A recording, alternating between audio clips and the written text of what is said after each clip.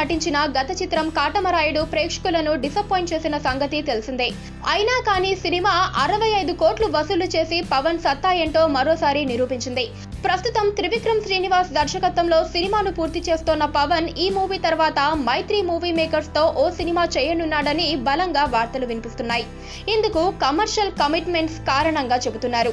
కందిరీగా fame Santosh Srinivas దర్శకత్వంలో రూపొందనున్న ఈ మూవీకి పవన్ కేవలం 60 రోజుల కాల్ షీట్స్ మాత్రమే ఇవ్వనున్నాడట.